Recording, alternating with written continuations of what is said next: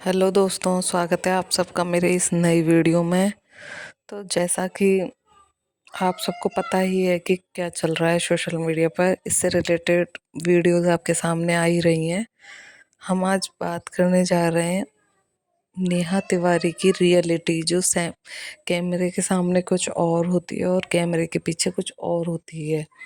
ये सिर्फ एक ही क्रिएटर ने नहीं, बहुत सारे क्रिएटरों ने इस कंट्रोवर्सी के बाद बताया है कि अब तक वो डरे हुए थे। उनकी जो पब्लिक पावर थी, जितने भी सब्सक्राइबर थे, उसकी वजह से सब डरे हुए थे कि हम जैसे छोटे क्रिएटरों की बात को कौन सच मानेगा, क्योंकि एक तो उनको विधवा का टैग मिला हुआ है, जिससे वो आसानी से अबला नारी बन के अपनी बातों को सही साबित करने की कोशिश करती हैं आंसुओं के दम पर। लेकिन इस सब का शिकार हुए जितने भी क्रिएटर थे या फिर उनसे कनेक्टेड जो भी लोग थे, उन्होंने धीरे धीरे करके इस कंट्रोवर्सी के बाद से उन सब चीज़ों को खुलासा किया है। तो सबसे पहले आई हैं जेसिका जी।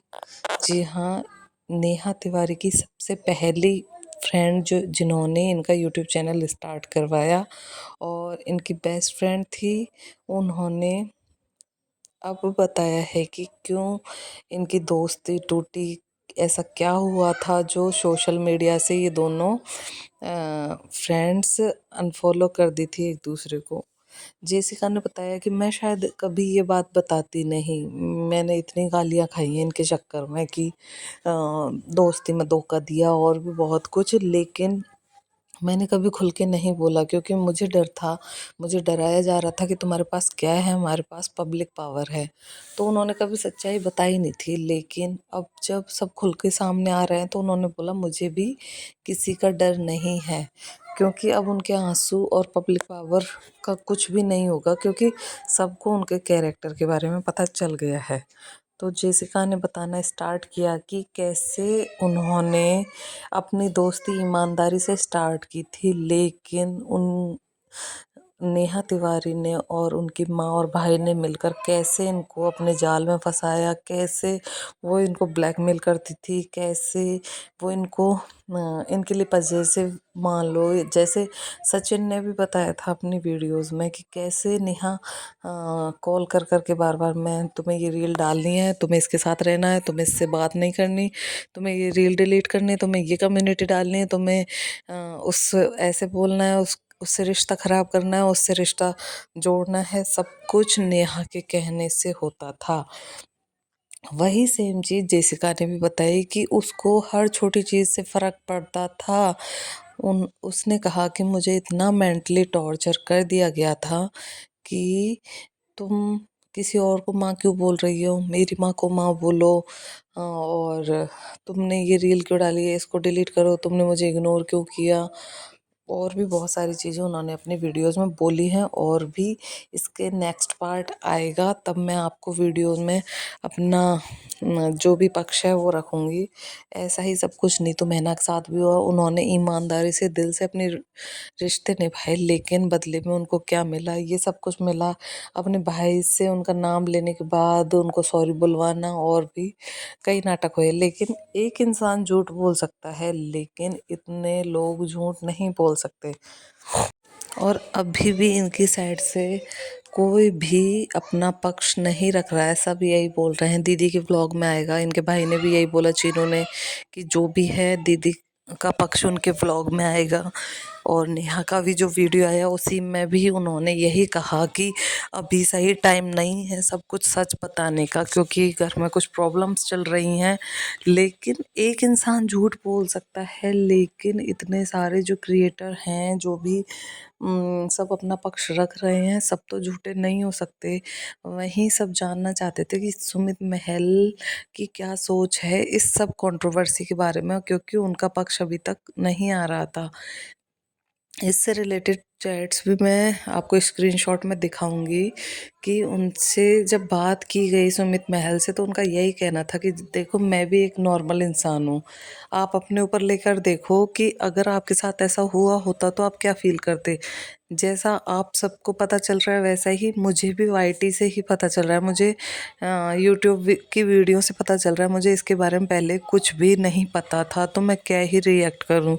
और आज उनका वीडियो आया जिसमें वो अपने बेस्ट फ्रेंड के साथ बैठे हैं और उन्होंने कहा है कि प्लीज़ ये सब बंद करें, मतलब इसके बारे में कोई भी कुछ वीडियो न बनाए। उन्होंने कहा कि हमारा फैमिली जो है बहुत परेशानियों से निकल रहा है, क्योंकि हम ये चीज़ें सोच सोच के अपनी मेंटल हेल्थ को इफ़ेक्ट कर रहे हैं। मेरी माँ बीमार रहती है, उनके भी बीपी की प्रॉब्लम है, यहाँ तक कि इनको भी एंजाइटी होती है इन चीज़ों से।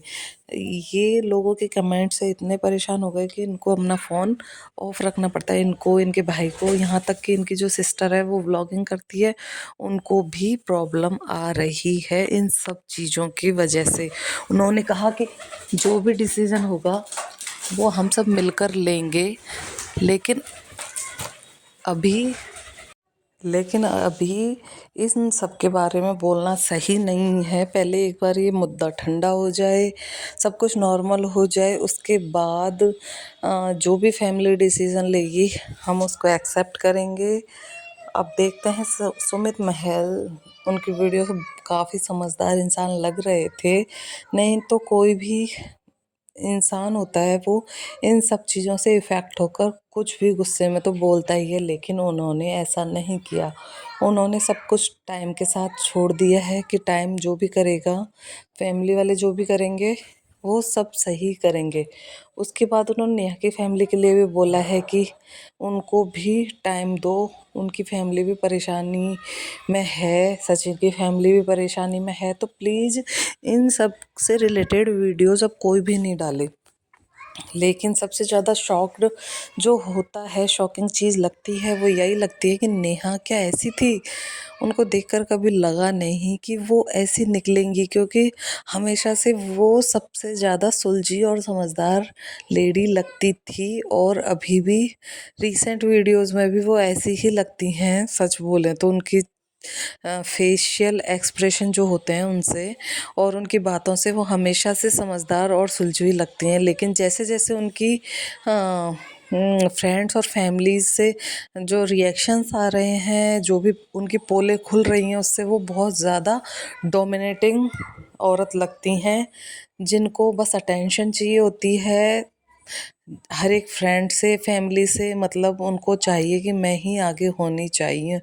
तो ये सब चीज़ें देखकर लग रहा है कि कोई इंसान ऐसा कैसे कर सकता है कि व्यूज़ के लिए, हर चीज़ व्यूज़ के लिए, कैमरे के लिए, हर चीज़ की मैं रोऊंगी विक्स लगा के और ऐसे वीडियो बनाऊंगी, देखना व्यूज़ ज़्यादा आएंगे, आशीष जी के फ़ोटो से इतने मिलियन पे व्यूज़ पहुंचेंगे, रोने धोने वाले कंटेंट पे इतने मिलियन। उन्होंने सचिन के साथ भी यही गेम खेला, उसको अपने बातों में उलझाया और फिर उनको डोमिनेट करती थी कि मेरे साथ रहना है, मनीषा से दूर रहना है, ये रील डालनी है, वो रील डालनी है। तो इन सब में इफ़ेक्ट कौन हुई? मनीषा, उनके पूरी फैमिली इफ़ेक्ट हो रही है इस टाइम पे। आगे जो भी डिसीज़न होगा दोनों फैमिली का देखा जाएगा, लेकिन आप ही बताइए क्या राय।